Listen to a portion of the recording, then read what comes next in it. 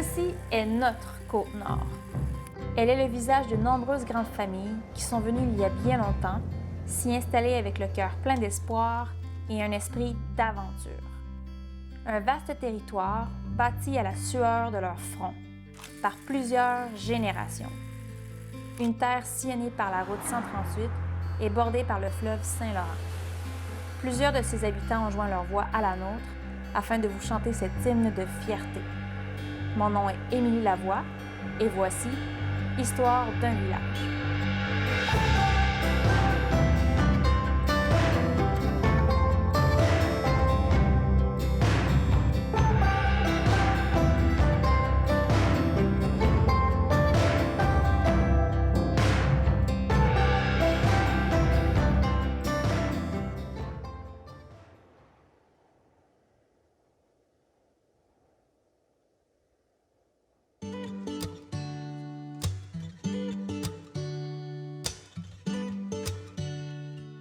Salut tout le monde, ici Émilie et aujourd'hui je vous amène vous faire un tour à l'île Michon.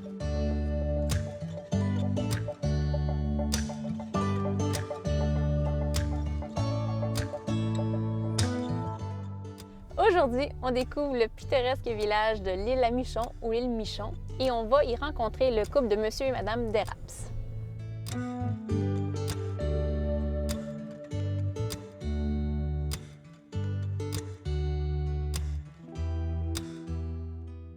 Moi, c'est Ginette Lapierre. Je suis native de l'île Michon, mais je suis née à Havre-Saint-Pierre.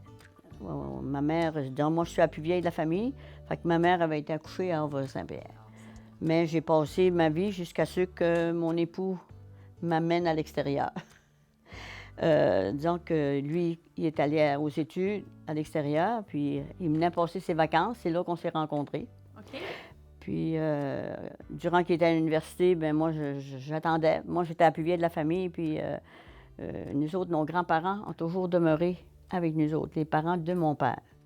Ça fait qu'avec mes frères et sœurs, ça faisait une grande famille. Ça fait que moi, comme les études, ça s'arrêtait en 7e année à l'île Michon, pour aller à l'extérieur, il fallait aller à Havre-Saint-Pierre, mais disons, c'était pas tous les parents qui avaient les moyens. Puis deuxièmement, disons que moi, comme j'étais la plus vieille puis qu'on était une grande famille, j'étais un peu comme l'aide à ma mère.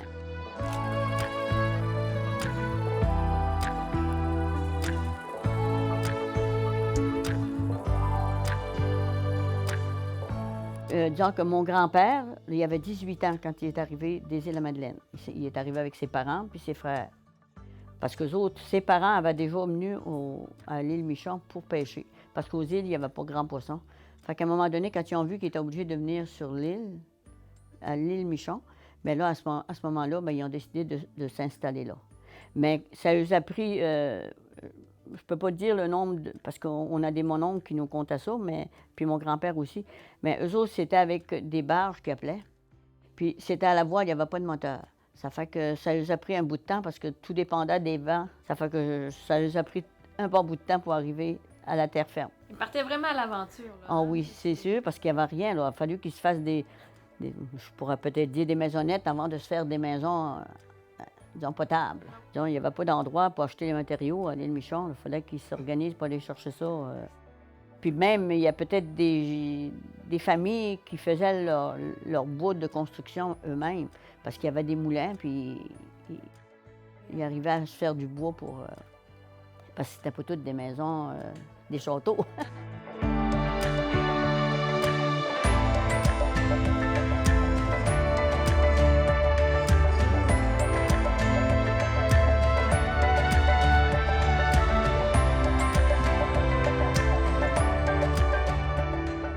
Nous autres, c'était un village disons, qui était beaucoup accueillant. Les gens étaient accueillants. Moi, je me souviens qu'il y avait des gens qui arrivaient par chaloupe de Natashquan, puis ça arrivait au bord du plain, comme on appelait ça, puis au bord de la rive, puis ça arrivait pour manger. Là, ma mère, il arrive quelqu'un, je pense bien qu'ils vont peut-être venir ici pour... Fait que là, maman, elle se préparait en vitesse, elle n'était pas organisée comme on est aujourd'hui avec le four micro-ondes, puis tout un... fallait qu'ils prennent, eux autres, ils faisaient des conserves. Puis, en tout cas, ils s'organisaient qu'il y avait toujours quelque chose à manger, même s'il y avait des étrangers plus que notre famille. Chez mes parents, ça a été une grande famille qui accueillait beaucoup de gens. Ouais.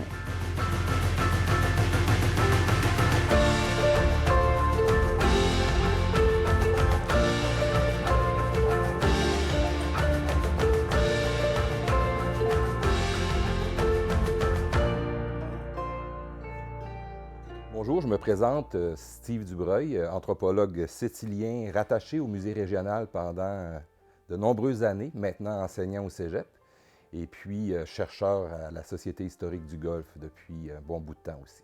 Le village d'Île-à-Michon tire son nom d'un naufrage qui a eu lieu en 1876. Capitaine Jean Fidim Michon, qui a perdu son navire sur un petit archipel à l'est du village.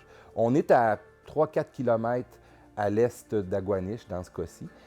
Île-à-Michon, un endroit côtier superbe, un endroit de prédilection pour les amateurs de kayak de mer, entre autres. Les cueilleurs de mollusques aussi font d'Île-à-Michon un endroit à ne pas manquer là, en période printanière.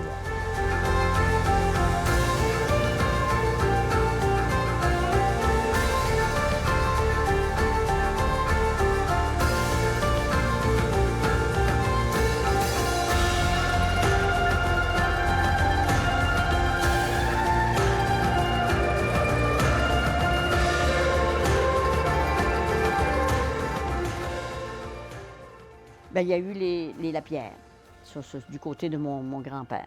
Après ça, il y a eu les Chevaries. Après, les Boudreaux. Les Boudreaux aussi, ça vient des Îles-à-Madeleine aussi. À part de ça, dans l'île Michon, Lapierre, Boudreaux, Chevaries, il n'y a pas énormément d'autres noms de famille. Moi, je sais que du côté des de Raps, puis des Boudreaux, puis des Chevaries, ça venait des Îles-à-Madeleine. Puis c'est de là qu'après ça s'est agrandi, là, les familles, parce que là, il y a beaucoup de... Comme mon grand-père, il avait 18 ans, fait que après ça, il a trouvé ma grand-mère comme épouse. Puis après ça, ils ont eu des enfants. Ça fait que c'est comme ça que le petit village s'est agrandi. Donc, il y a été une période, nous autres, on avait notre petite école dans le village, puis on était plusieurs élèves. Mais aujourd'hui, à peu près, il y a peut-être 2 élèves dans Île-Michon pour aller à l'école à Natashquan ou à Aguaniche, tout dépendant. Je pense qu'ils les prennent à Aguaniche jusqu'à, je ne sais pas si c'est 3e ou 4e année. Après ça, ils vont à Natashquan. Non, je pense que le primaire est à Aguaniche, puis le secondaire, ils vont à Natashquan, jusqu'à secondaire 3. Mais après ça, ils vont à Havre-Saint-Pierre. Bien, moi, je te dirais qu'entre 42 et 45 personnes qui y résident, pas plus que ça. Nous autres, on connaît les maisons, on sait les familles, puis on est capable de dire combien, mais c'est à peu près ça, entre 42 et 45, parce qu'il y a quelques personnes qui viennent puis s'en vont l'hiver. Mais disons que la majorité, c'est des gens qui restent sur place.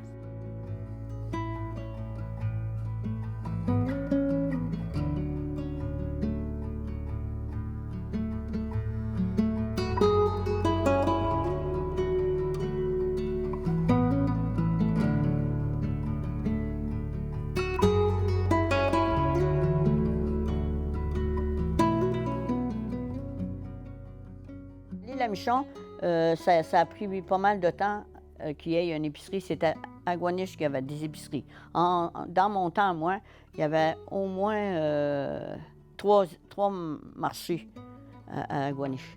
Oui.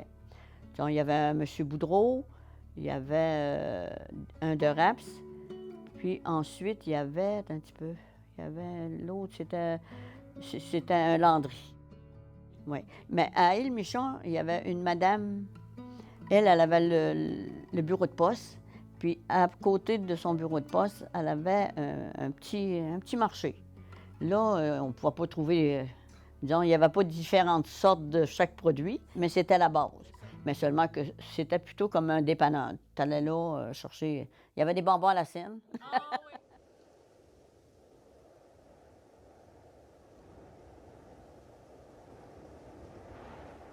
C'est parce que la majorité des familles avaient des jardins.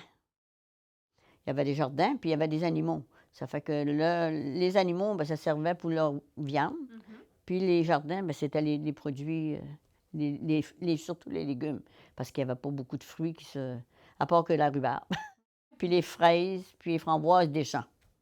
Oui. Mais, puis la chicoutée, parce que dans notre coin, nous autres, il y en avait de la chicoutée. Ouais. Puis, mais vous, c'est ça, vous étiez l'aîné de la famille, de ce que je comprends. Donc, Oui. vous aidez votre mère. Ah, moi, justement, à j'ai aidé beaucoup ma mère, puis disons que ça a été, disons, ça a été un peu difficile pour moi quand j'ai parti parce que je trouvais qu'elle tombait avec une bonne famille, parce que mes grands-parents étaient là. Puis il y avait encore des frères et des sœurs qui étaient à la maison. Je vais te dire, il n'y avait pas grande activité. Disons, les activités, c'était, disons, probablement les seules activités, c'est qu'il y avait des fois des soirées de danse. Mais c'était des soirées canadiennes, là. C'était pas de la danse en ligne. Ça se passait où? Bien, ça se passait, bien, il y avait beaucoup de, dans ces temps-là, il y avait beaucoup de gens, des fois, qui avaient des grandes maisons, puis ils faisaient des petites soirées comme ça dans les maisons. Mais après ça, il y avait une grande salle municipale à Gouaniche, puis là, nous autres, quand on s'est mariés, c'est là qu'avait lieu la soirée, oui. Ouais.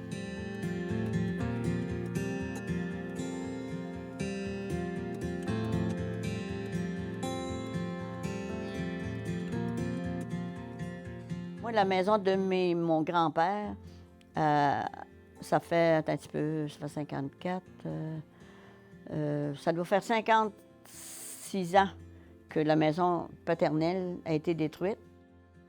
Bien, parce que mon père s'est reconstruit ailleurs. Puis après ça, bien, mes deux frères se sont construits à côté de mon père. Puis maintenant, bien, mes deux frères ne sont plus là.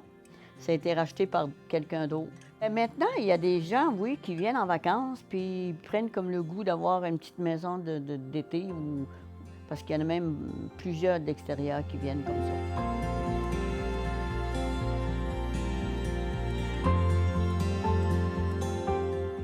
Les gens dans le village étaient plus enclins à s'entraider. Oui, oui, beaucoup, beaucoup, beaucoup. Mon Dieu, s'il y avait quelqu'un qui avait besoin, tout le monde était prêt à rendre service puis à aider. S'il arrivait, je sais pas moi, un décès ou des gens qui étaient malades, parce que c'est arrivé. Moi, ma mère, attends un petit peu, mon Gilles est né en 52.